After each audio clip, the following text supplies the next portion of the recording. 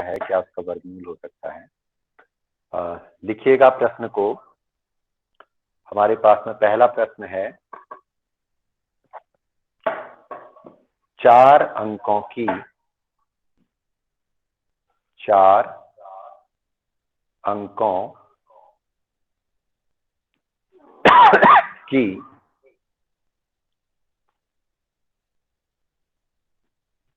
सबसे छोटी संख्या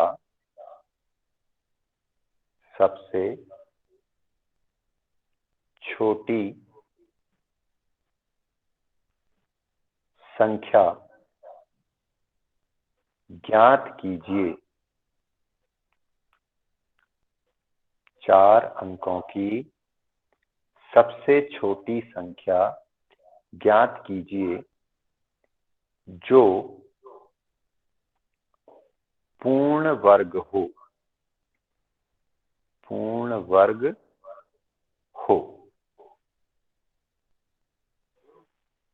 तो ये क्वेश्चन है और उम्मीद करता हूं कि सभी ने लिख लिया होगा। 4 अंकों की सबसे छोटी संख्या ज्ञात कीजिए जो पूर्ण वर्ग हो। तो हमने वो छोटी संख्या बतानी है जो पूर्ण वर्ग संख्या है और वो 4 अंकों की होनी चाहिए। तो इसे हमने सॉल्व करना है। तो देखिए, इसको सॉल्व करने के लिए हम क्या करेंगे, आप सभी अपनी कॉपी पर लिखिएगा।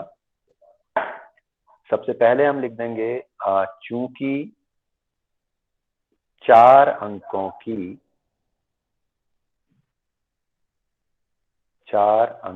की सबसे छोटी संख्या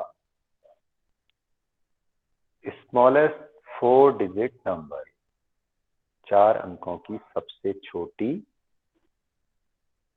संख्या। तो स्मॉलेस्ट 4 डिजिट नंबर क्या है भाई? 1000। 1000। 4 अंकों की जो सबसे छोटी संख्या है वो है 1000। अब लेकिन ये 1000 पूर्ण वर्ग नहीं है, क्योंकि थोड़ा सा मैं यहाँ पे भी आपको बता देता हूँ कि पूर्ण वर्ग वो संख्याएं होंगी जहां पे शून्य भी जो है सम संख्या पे हो। अब देखो, जैसे हमारे पास में 10 है तो 10 पूर्ण वर्ग नहीं। आपने देखा होगा 9 है, 3 तिया 9, और 9 के बाद फिर 16 है, 4 चक्को 16 है। तो एक अंक, एक शून्य इसमें आ रहा है, तो ये भी पूर्ण वर्ग नहीं है। पूर्ण वर्ग का मतलब है कि जो संख्या 2 अंकों को या 2 संख्याओं को गुणा करके हमको प्राप्त हो रही है, 2 समान अंकों को, हम वर्ग की बात कर रहे हैं, पूर्ण वर्ग।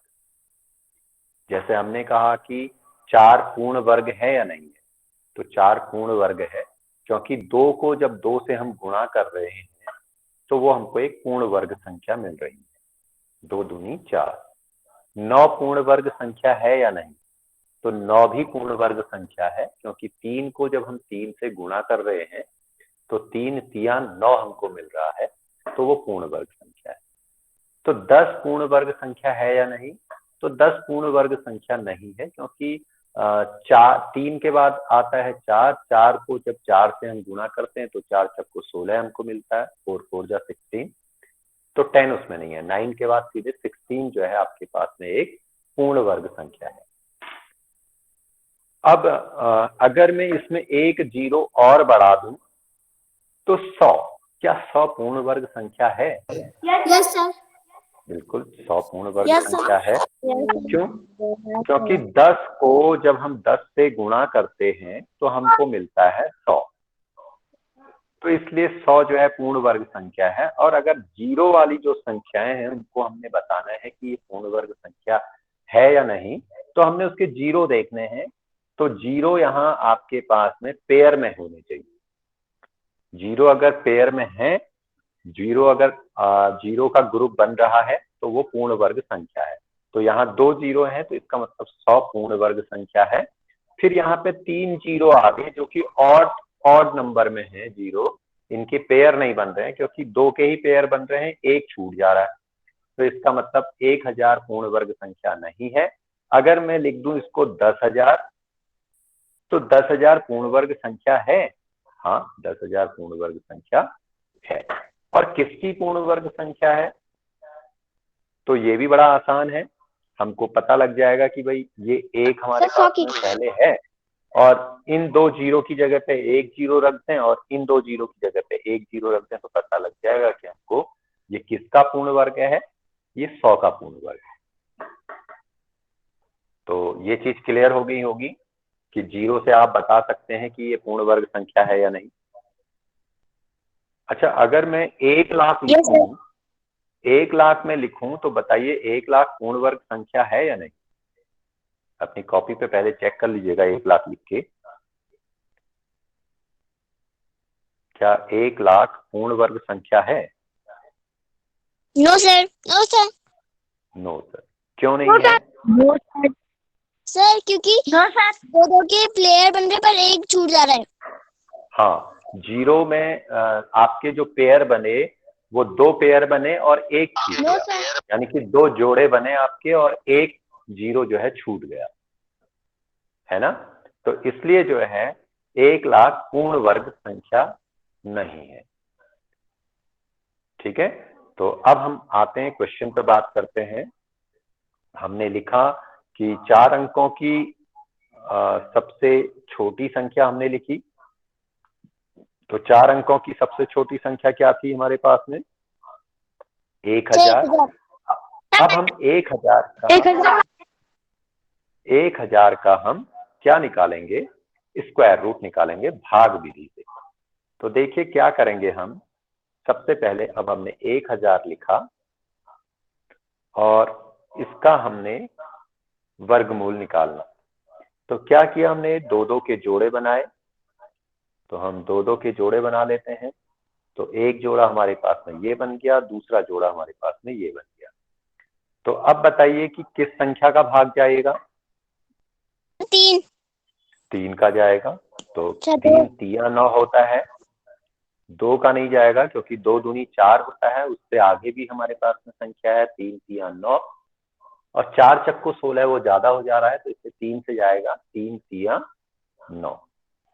और अब हमने 10 में से 9 घटा दिया तो हमारे पास में आ गया 1, और यहां से ये एक पेयर जो है नीचे उतर गया, ये हो गया 100। इस 3 में हमने जो भागफल में 3 है इसको ऐड कर दिया, तो ऐड करने के लिए हम यहाँ पे लिख देते हैं इसको। तो 3 में 3 हमने जोड़ दिया तो हमारे पास में हो गया 6। अब हमने इस 6 के साथ में यहाँ पे एक ऐसी संख्या देखनी है जिनको आपस में गुणा करके 0 मिले, इकाई का अंक 0 मिले। तो क्या हमारे साथ में ऐसा कुछ है? No sir, no sir. Sir 0 है। नहीं, 0 है। तो 0 वाला तो हमने कहीं बताया नहीं कि भाई 0 पूर्ण वर्ग वाला है करके, है ना। तो अब हम क्या करेंगे, यहाँ पे हम 1 पे चेक करते हैं। तो 1 टाइम अगर हम लिखें तो यहाँ पे हमारे पास में भी 1 आ जाएगा। तो 61 1 जा 61। अगर मैं 2 लिखता हूं, अगर मैं यहाँ पे 2 लिखता हूं तो 62 2 जा मेरे पास में हो जाएगा 2 2 जा 4, 2 6 जा 12, 124, जो कि 100 से ज्यादा हो जाएगा। तो इसलिए मैं 1 टाइम पे इसको लूंगा। तो 1 टाइम पे लेने पे मेरे पास में क्या आ गया, 61। और अब मैंने इसको घटा दिया, तो घटाने पे मेरे पास में क्या आ गया, 10 में से 1 गया 9, 9 में से 6 गया 3, और इधर 0 हो गया 39। अब मेरे पास कोई संख्या उतारने के लिए नहीं है इधर। और अब देखिए यहाँ इस 61 में मैंने यहाँ 1 लिखा था, यहाँ भी 1 है, तो इसको 1 को ऐड कर दूंगा और ये हो गया 62। अब जिससे मैंने भाग देना है वो तो है बड़ी, और जिसमें भाग देना है वो छोटी है, और संख्या उतारने के लिए कुछ है नहीं, तो हम इसको यहीं पे छोड़ेंगे। तो यहां से हम क्या इसका रिजल्ट निकालेंगे कि जो हमारे पास में आ रहा है ये ये आ रहा है हमारे पास में 31। तो यानी कि ये जो संख्या होगी 31 का होल स्क्वायर, इससे बड़ी होगी कौन? वो 4 अंकों की सबसे छोटी संख्या, लेकिन वो छोटी होगी किससे? किससे छोटी होगी? 32 के होल स्क्वायर। मेरी इतनी बात समझ में आ रही होगी। हमने Yes, जो sir. ये वर्गमूल निकाला, तो अभी तक हमारे पास में वर्गमूल जो पूर्ण वर्ग में आया वो 31 आया। तो हमने 31 का स्क्वायर किया, वो 31 का स्क्वायर जो होगा वो 1000, यानी कि जो 4 अंकों की जो हमारी सबसे छोटी संख्या है उससे छोटा होगा। और लेकिन इसमें एक हम ऐड कर देंगे, 31 में एक हमने ऐड कर दिया तो हमारे पास में आ गया 32 के होल स्क्वायर से वो छोटा होगा। ठीक है, तो अब हम यहाँ पे देख लेते हैं भाई क्या हमारे पास में वो होगा। तो 31 का जब हम स्क्वायर करते हैं तो 31 इंटू 31, तो ये हमको क्या मिलता है? 1 इक्कम 1 और 1 तियन 3, और 3 इक्कम 3 और 3 तियन 9, तो 1 3 3 6 और 961 मिलता है। और हमारे पास में जो 4 अंकों की सबसे छोटी संख्या है 1000 है, वो पूर्ण वर्ग नहीं है। और 31 का जो स्क्वायर हमने निकाला वो 3 अंकों की संख्या आ रही है, हमको चाहिए 4 अंकों की। और अब हम आए अगले 32 पे। तो 32 का जब हम स्क्वायर निकालेंगे तो वो क्या होगा? 32 गुणा 32, तो ये हमारे पास में आएगा 2 दूनी 4, 2 तियन 6, और फिर 3 दूनी 6 और 3 तिया 9। यहाँ मैं जहां 0 लिख रहा हूं वहां पे आप इसको क्रॉस भी कर सकते हैं, क्योंकि मैं दहाई के अंक से गुणा कर रहा हूं। तो ये मेरे पास में आ गया 4, 6 में 6 जोड़ा 12 है, और एक हासिल आ गया, 9 में 1 हमने जोड़ दिया तो 10। तो वो अभीष्ट संख्या, वो रिक्वायर्ड नंबर हमारे पास में क्या होगा? 32 का स्क्वायर, यानी कि 1024। तो वह छोटी से छोटी संख्या 1024 होगी, जो कि पूर्ण वर्ग संख्या होगी। तो उम्मीद कर रहा हूं कि सभी की समझ में आया होगा। पहले लिखिएगा अपनी कॉपी पे 1472, 1472 में कम से कम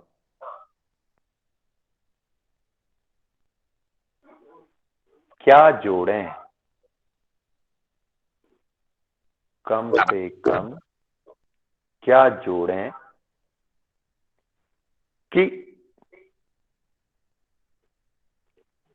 प्राप्त योगफल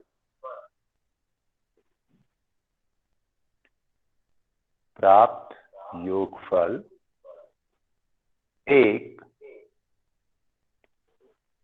पूर्ण वर्ग हो, पूर्ण वर्ग संख्या हो या पूर्ण वर्ग हो।